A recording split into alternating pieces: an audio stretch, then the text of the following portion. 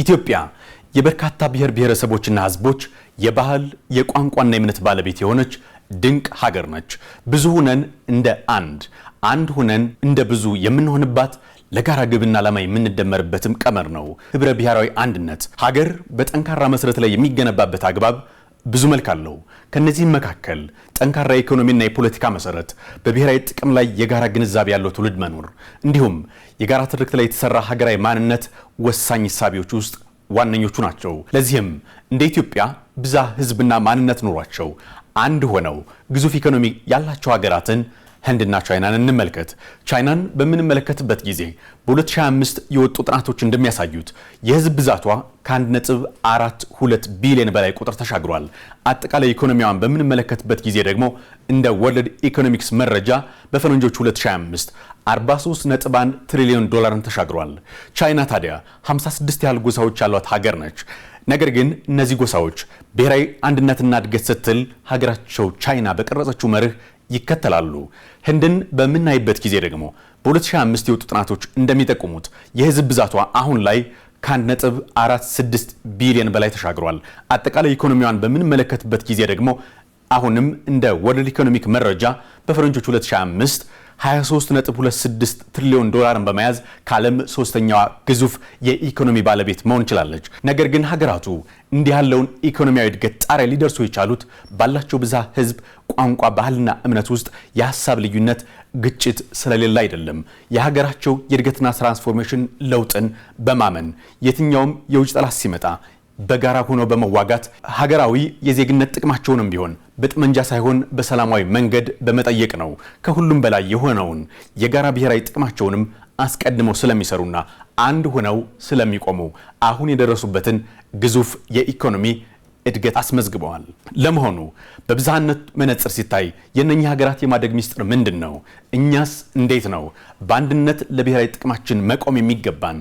የፖለቲካዊ ጉዳዮች ተመራማሪዎች እዚሁ ላይ የሚሉን አለ። ወደዚያው እናምራ።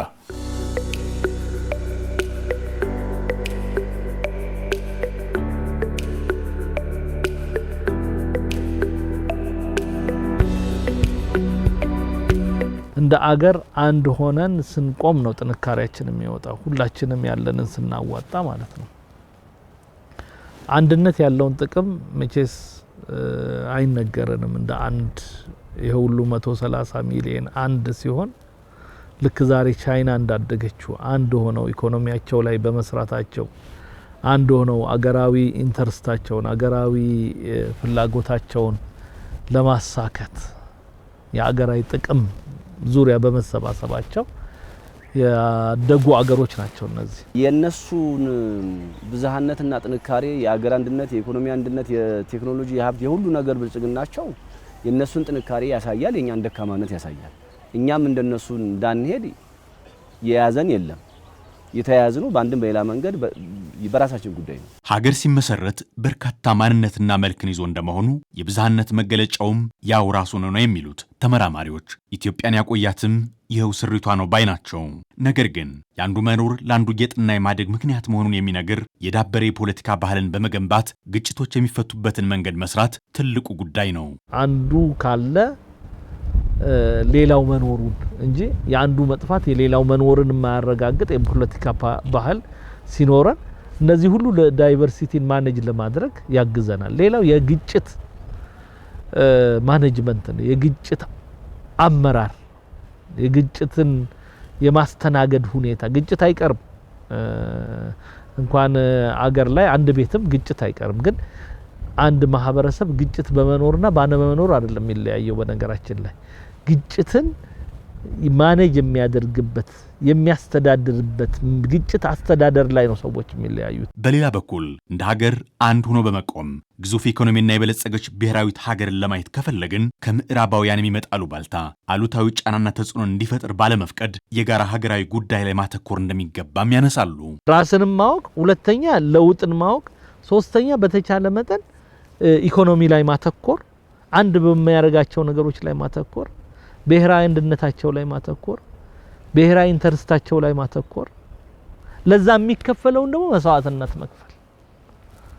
አሁን ቻይናዎች በጣም ብዙ ጭንቅ ውስጥ ያለፉ ናቸው። ያ ትውልድ የከፈለው መስዋዕትነት ነው ዛሬ የሆነ ትውልድ ለአንድ ሀገር በነገራችን ላይ የሆነ ትውልድ መስዋዕትነት ካልከፈለ እድገት አይመጣም። በዚህም አሁን ላይ ብዝሃነታችንን ለግል ጉዳይ ሳይሆን በአንድነት በኢትዮጵያ ጥላ ስር አድርገን ከሰራን መለወጥ እንደሚቻል ነው የሚጠቁሙት። ብዝሃነታችንና ታሪካችንን ለሀገር አንድነትና ለማህበረሰብ ለትውልድ ግንባታ መዋል አሁን የምርጫ ጉዳይ ሳይሆን የህልውና ጉዳይ ሆኖ መጥቷል።